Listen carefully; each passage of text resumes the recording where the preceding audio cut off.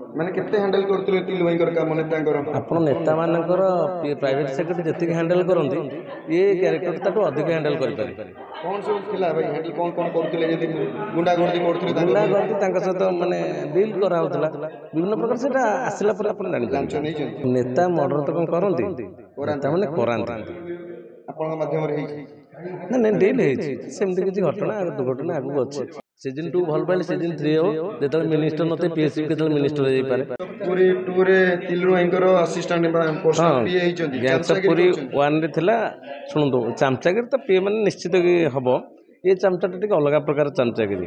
ଇଏ ସବୁ ହ୍ୟାଣ୍ଡେଲ କରେ, ସବୁ ନେତାଙ୍କୁ, ସବୁ ଗୁଣ୍ଡା ଗର୍ଦି ଯାହା ସବୁ କାରୁକାର୍ଯ୍ୟ ୟା ଦ୍ୱାରା ବି ହେଉଛି।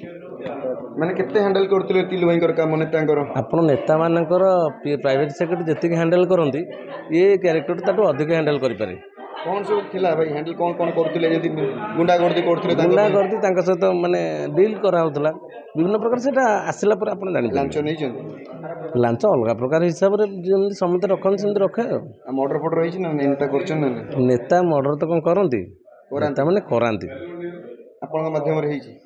ନା ନାଇଁ ଡିଲ୍ ହେଇଛି, ସେମିତି କିଛି ଘଟଣା ଦୁର୍ଘଟଣା ଆଗକୁ ଅଛି ଭାଇ ଦେଖିପାରିବେ। କଣ କେମିତି ଥିଲା ମାହୋଲ ଗ୍ୟାଙ୍ଗସ୍ ଅଫ୍ ପୁରୀ 2 ଇଏରେ? ଶୁଣନ୍ତୁ, ପ୍ରଥମ କଥା ହେଉଛି ଓଡ଼ିଶାରେ ଗ୍ୟାଙ୍ଗସ୍ ଅଫ୍ ପୁରୀ ସିଜନ୍ 1 ଆସିଲା ପରେ ଏତେ ଜୋରେ ଭାଇରାଲ ହେଇଛି, ଏତେ ଜୋରେ ଲୋକ ତାକୁ ଭଲ ପାଇଲେ।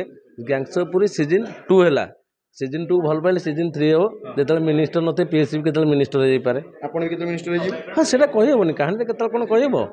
ଯେତେବେଳେ ସମସ୍ତଙ୍କୁ ସେ ଡିଲ୍ କରୁଛି, ଇଏ ମିନିଷ୍ଟର ବାବୁ କେତେ ବାଟ? ପୁରୀ ଲୋକ ଗ୍ରହଣ କରିବେ ତ? ନିଶ୍ଚିତ ପୁରୀ ଲୋକ ନୁହଁ, ଓଡ଼ିଶାବାସୀ ସମସ୍ତେ ଗ୍ରହଣ କରୁଛନ୍ତି। ଗ୍ରହଣ କରିବା ପାଇଁ କେତେ ସମୟ ଲାଗିବ? ଆଉ ଗୋଟେ କଥା, ଟେକ୍ନୋଆର୍ଟକୁ ଆମେ ଧନ୍ୟବାଦ ଦେବୁ ଏବଂ କଞ୍ଚାଲଙ୍କା OTTରେ ଆଜି ଯେଉଁ ରିଲିଜ୍ ହେଉଛି ଗ୍ୟାଙ୍ଗସ୍ ଅଫ୍ ପୁରୀ 2, ଯେଭଳି ଏକ ପ୍ରଡକ୍ସନ୍ ହାଉସ୍, ଅନୁପମ ବାବୁ ଯିଏକି ବର୍ଷା ମ୍ୟାଡ଼ାମ୍, ତାଙ୍କର ଗୋଟେ ୟୁନିଟ୍, ଯେଉଁ ୟୁନିଟ୍ରେ ଆଜି ଆପଣମାନେ ସମସ୍ତ କଳାକାରମାନଙ୍କୁ ଦେଖୁଛନ୍ତି, ଗୋଟେ ପ୍ରଡକ୍ସନ୍ ହାଉସ୍ ଓଡ଼ିଶାର ପ୍ରଥମ ଥର ପାଇଁ ଯେ ୱେବ୍ ସିରିଜ୍ ପୁରା ସୁପର ଡୁପର ହିଟ୍ ହେଲା ପରେ ସିଜନ୍ 2 ହେଉଛି। ସିଜନ୍ 2କୁ ଲୋକ ଚାହିଁକି ବସିଛନ୍ତି। ଆଉ ମୋର ତ ଅନୁରୋଧ ରହିବ ସମସ୍ତେ, ମୁଁ ତ ଦେଖିଛି ସିଜନ୍ 1ରେ ବି କଞ୍ଚାଲଙ୍କା ଯେ ସବସ୍କ୍ରାଇବ୍ କରିନଥିଲେ ଗ୍ୟାଙ୍ଗସ୍ ଅଫ୍ ପୁରୀ ଦେଖିବା ପାଇଁ ସବସ୍କ୍ରାଇବ୍ କରିଛନ୍ତି ବହୁତ ଲୋକ। ଏଇଟା ନିରାଟ ସତ କଥା।